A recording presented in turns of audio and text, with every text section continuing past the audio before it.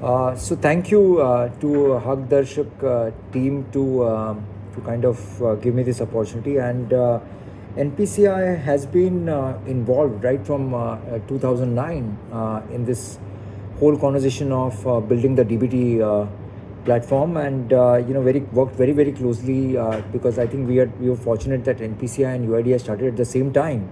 And one of the use case of Aadhaar, Mr. Nilekani was very clear that we should use it for the APS and for the DBT platforms to catch up the leakages and uniqueness of the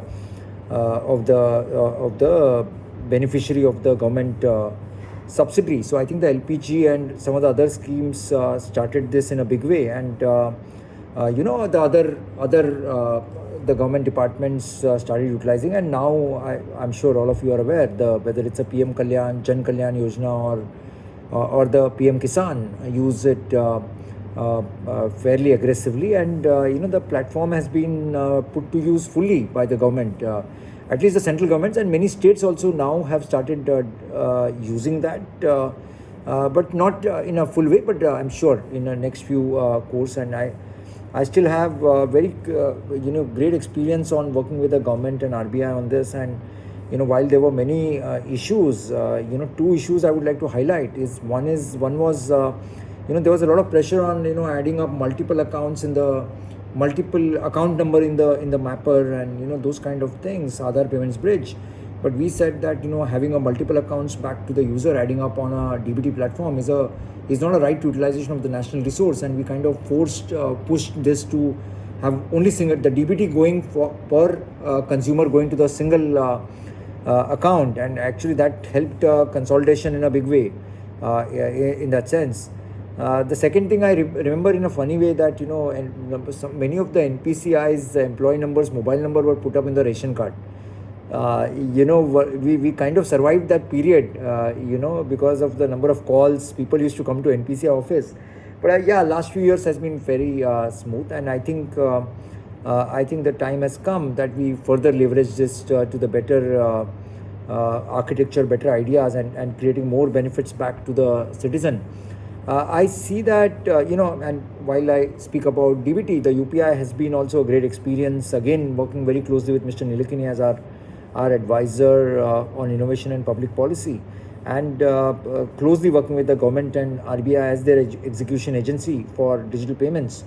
While the success on UPI has been seen, and I should not spend time on that, I believe that there is still a huge opportunity, as I keep talking everywhere, and the 10x growth is possible, and we are looking at few more innovations coming up in next few months on UPI, especially along with working with RBI and the SEBI as well, and the recent announcement by the RBI in terms of digital credit on UPI, or be that matter of the digital global interoperability, right, while connecting the real-time payment systems of the countries that have the established payment systems with the Indian bank account, and making them fully interoperable real time, is a great opportunity for the country as such, right? In the next 10 to 15 years time, we would like our the top 15 to 20 trade partners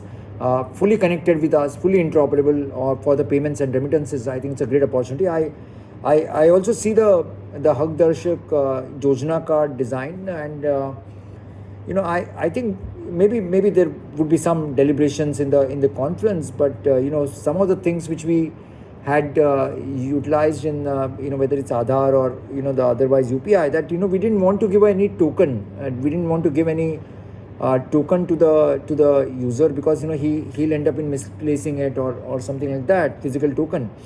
And more we go on to fully digital. See, I think the only one token which we should give it is in a RuPay PMJDY card, right, which is embedded inside this for the account where he's using the DBT, so that he's able to use the APS and the RuPay card for accessing his bank account. But at the same time, I don't know whether it's a good idea or not to give the Yojana as a card, physical card as such. But I'm saying we can give digital artifact, so that based on his mobile number, he can download an app and get the what you call understanding on which are the benefits he's entitled to, or those kind of things. I'm sure a lot of deliberations will be made, and a next level of architecture can be derived for the citizens, so that the life is made easier. We work with the government very closely, that the BC agents, today maybe about 1.5 million, but I think we as a country we require about 4 to 5 million BC points, so that they are able to access the bank accounts anywhere, anytime, without spending time, effort, and money. So I think that's another area which the government is driving. Similarly, the usage of the DBT platform by the state governments and those kind of things. Obviously, we keep working closely with the government as a key enabler and a policymaker for facilitation of digital payments, and also with RBI.